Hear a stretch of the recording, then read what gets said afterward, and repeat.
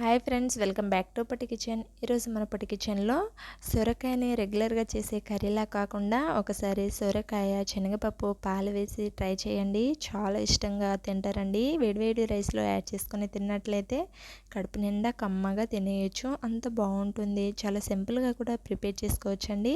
మనం సొరకాయని చాలామంది ఇష్టపడరు కదా, ఒకసారి ఇలా ట్రై చేసి పెట్టండి. అందరూ ఇష్టంగా తినాల్సిందే. దీన్ని ప్రిపేర్ చేయడం కూడా చాలా సింపులే. దీనికోసం ఒక సొరకాయ తీసుకొని దీని మీద ఉన్న పొట్టంతా క్లీన్ చేసి తీసుకోవాలి.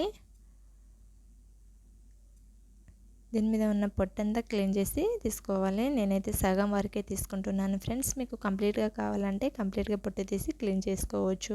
ఇలా సగం వరకు కట్ చేసి నేనైతే వీటిని సన్నటి పీసెస్గా కట్ చేసి తీసుకోవాలి. మనకి ఎంత వీలైతే అంత సన్నగా కట్ చేసి తీసుకోవాలి. మనకి ఇష్టమైన షేప్లో ముక్కల్ని కట్ చేసుకోవచ్చు. నేనైతే ఈ షేప్లో కట్ చేసి తీసుకుంటున్నాను. ఈ సైజులో అయితే నాకు కర్రీకి పర్ఫెక్ట్గా సరిపోతుంది అనిపిస్తుంది.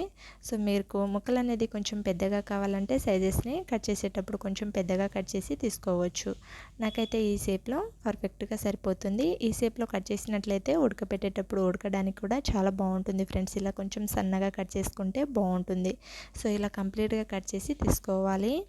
ఇలా కంప్లీట్గా కట్ చేసిన ముక్కల్ని ఒక ప్లేట్ తీసుకొని ప్లేట్లోకి యాడ్ చేసుకోవాలి. ఇలా కంప్లీట్గా యాడ్ చేసుకొని పక్కన పెట్టేసుకొని ఒక మిక్సీ జార్ తీసుకొని దీంట్లో 10 నుండి 15 వరకు పచ్చిమిర్చిని యాడ్ చేసుకోండి. 5-6 వెల్లుల్లి రెబ్బల్ని, 1 టేబుల్ స్పూన్ జీలకర్రని కూడా యాడ్ చేసుకొని వీటిని కచ్చాపచ్చాగా గ్రైండ్ చేసి తీసుకోవాలి. దీంట్లో పచ్చిమిర్చి వేసి వండితే చాలా బాగుంటుంది. కారం కన్నా పచ్చిమిర్చి టేస్ట్ బాగుంటుంది. సో దీనికోసం నేను శనగపప్పు అనేది 2 అవర్స్ ముందే నానబెట్టి తీసుకున్నాను. నానబెట్టి తీసుకుంటేనే మనకి కర్రీలోకి టేస్ట్ అనేది బాగుంటుంది. ఇలా నానబెట్టిన శనగపప్పుని పక్కన పెట్టేసుకొని స్టవ్ మీద ఒక కడాయి పెట్టుకోవాలి.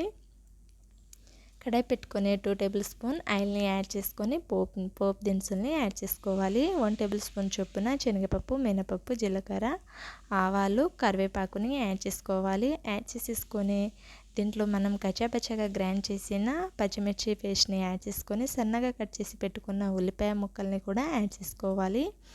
యాడ్ చేసుకొని ఇలా కలుపుకుంటూ పచ్చిమిర్చి పచ్చి వాసన పోయేంత వరకు ఫ్రై చేసి తీసుకోవాలి. ఇలా కలుపుకుంటూ ఫ్రై చేసుకున్నాక నానబెట్టిన శనగపప్పు వాటర్ అనేది సపరేట్ చేసేసుకొని పప్పుని యాడ్ చేసుకోవాలి. పప్పుని కూడా 2-3 మినిట్స్ పాటు ఫ్రై చేసుకొని తీసుకోవాలి. అయితే తినేటప్పుడు టేస్ట్ అనేది బాగుంటుంది. సో ఇలా ఫ్రై చేసుకున్నాక పప్పు అనేది తర్వాత సొరకాయ ముక్కల్ని యాడ్ చేసుకోవాలి. ఇలా సొరకాయ ముక్కలు అనేది యాడ్ చేసుకొని అంతా ఒకసారి కలుపుకొని తీసుకోవాలి. ఈ ముక్కలు అనేది త్వరగా మగ్గడానికి 1 టేబుల్ స్పూన్ సాల్ట్ని యాడ్ చేసుకోవాలి. సాల్ట్ అనేది యాడ్ చేసుకొని అంతా ఒకసారి కలుపుకోవాలి. ఇలా కలుపుకొని తీసుకున్నాక 5 మినిట్స్ పాటు బాగా కుక్ చేసి తీసుకోవాలి మూత పెట్టి. సో ఇలా మూత తీసి చూస్తే మనకి చూడండి ముక్కలు అనేది పర్ఫెక్ట్గా కుక్ అయిపోయాయి. ఈ క్వాంటిటీలో కుక్ అయ్యేంత వరకు మూత పెట్టి కుక్ చేసుకోవాలి. సో ఇలా కుక్ అయ్యాక దీంట్లో ఫ్రెష్గా ఉన్న అల్లం వెల్లుల్లి paste 1 tablespoon, 1/2 teaspoon వరకు పసుపుని యాడ్ చేసుకోవాలి. మనం కారం వాడటం లేదండి, ఎందుకంటే పచ్చిమిర్చిని గ్రైండ్ చేసి యాడ్ చేసాం కదా. పాలు, శనగపప్పు వాడేటప్పుడు కంపల్సరీ పచ్చిమిర్చిని యాడ్ చేయండి. టేస్ట్ అనేది బాగుంటుంది. సో మీరు కావాలంటే పచ్చిమిర్చిని స్కిప్ చేసి కారాన్ని కూడా యాడ్ చేసుకోవచ్చు. సో దీంట్లో 1 కప్ వరకు పాలని వాడుతున్నాను. నేనైతే కొంచెం పచ్చి పాలని వాడుతున్నాను. మీరు కాల్చి చల్లార్చిన పాలున్నా వాడవచ్చు. సో పాలు అనేది యాడ్ చేసేసి అంతా ఒకసారి కలుపుకోవాలి. ఇలా కంప్లీట్గా కలుపుకొని దీన్ని మూత పెట్టి ఇలా కలుపుకొని తీసుకున్నాక 5 మినిట్స్ పాటు బాగా కుక్ చేసి తీసుకోండి మూత పెట్టి మనం చూడండి మనకి పాలు అనేది గ్రేవీ అనేది పర్ఫెక్ట్గా దగ్గర పడిపోవాలండి. ఇలా దగ్గర పడిపోయాక దీంట్లో కొంచెం ఫ్రెష్గా ఉన్న కొత్తిమీరని యాడ్ చేసుకొని కలుపుకుంటే ఫ్లేవర్ అనేది బాగుంటుంది. సో మనం పాలు యాడ్ చేసాం కదా, కొత్తిమీర ఫ్లేవర్ నచ్చదు అనుకుంటే స్కిప్ చేయొచ్చు, కానీ యాడ్ చేస్తే టేస్ట్ బాగుంటుంది.